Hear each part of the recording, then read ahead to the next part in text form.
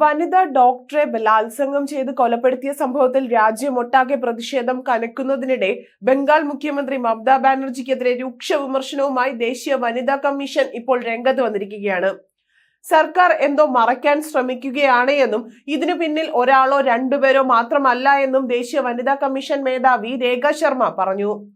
സംഭവവുമായി ബന്ധപ്പെട്ട് മാധ്യമപ്രവർത്തകരോട് പ്രതികരിക്കുകയായിരുന്നു രേഖ ശർമ്മ. കേസിൽ കൂടുതൽ ആളുകൾക്ക് പങ്കുണ്ടെന്നുള്ള കാര്യം വ്യക്തമാണ്. അവരെ രക്ഷിക്കാനാണ് മമതാ സർക്കാർ ശ്രമിച്ചുകൊണ്ടിരിക്കുന്നത്. കേസ് CBI അന്വേഷിച്ചു വരികയാണ്. മമതാ ബാനർജിയും സർക്കാരും എന്താണ് മറയ്ക്കാൻ ശ്രമിക്കുന്നതെന്ന് CBI അന്വേഷണം പൂർത്തിയാകുമ്പോൾ എല്ലാവർക്കും വ്യക്തമാകുമെന്നും രേഖ ശർമ്മ പറഞ്ഞു. സംഭവത്തിൽ മുഖ്യമന്ത്രി മമതാ ബാനർജിയുടെ രാജി ആവശ്യപ്പെട്ട് ഒട്ടാകെ തന്നെ പ്രതിഷേധം സംഘടിപ്പിച്ചിരിക്കുകയാണ്.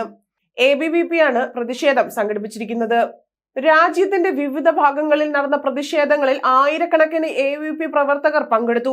ബംഗാളിലെ മമതാ സർക്കാരിന്റെ ഏകാധിപത്യ ഭരണം സാമൂഹ്യ വിരുദ്ധർക്കും കുറ്റവാളികൾക്കും തഴച്ചു വളരാനുള്ള അവസരമായി മാറിയെന്നും ABVP ആരോപിച്ചു.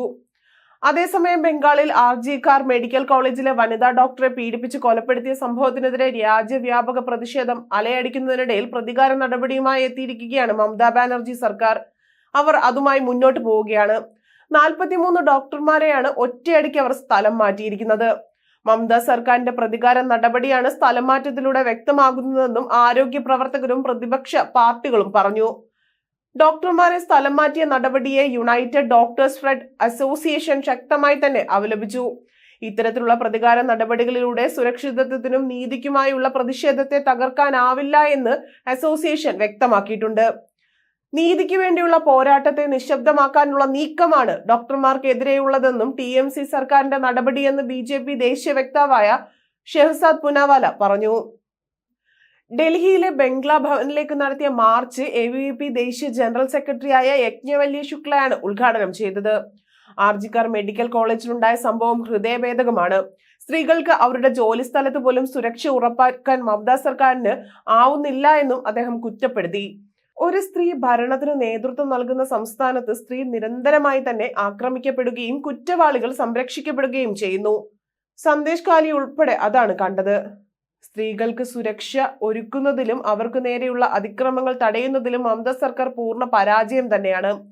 ഡോക്ടർ ക്രൂരമായി കൊല്ലപ്പെട്ട മെഡിക്കൽ കോളേജിന് നേരെയുണ്ടായ അക്രമവും തെളിവ് നശിപ്പിക്കലും മമതാ സർക്കാരിന്റെ പരാജയം വീണ്ടും ഉറപ്പിക്കുന്നതാണ് എന്നും അദ്ദേഹം കൂട്ടിച്ചേർത്തു. പശ്ചിമ ബംഗാളിനെ ബംഗ്ലാദേശ് ആക്കാനാണ് മമതാ ബാനർജി ആഗ്രഹിക്കുന്നതെന്നും ABVP ദേശീയ ജനറൽ സെക്രട്ടറിയായ ശിവാംഗി ഖർവാൾ പറഞ്ഞു. മെഡിക്കൽ കോളേജിലെ തെളിവ് നശിപ്പിക്കാനുള്ള ശ്രമവും പോലീസിന്റെ മൗനവും സംസ്ഥാന സർക്കാരിന്റെ നിസ്സംഗതയെ സൂചിപ്പിക്കുന്നതാണ്. സ്ത്രീകളുടെ ജോലി സ്ഥലങ്ങൾ സുരക്ഷിതമാണ് എന്ന് സർക്കാർ ഉറപ്പാക്കണമെന്നും അവർ കൂട്ടിച്ചേർത്തു.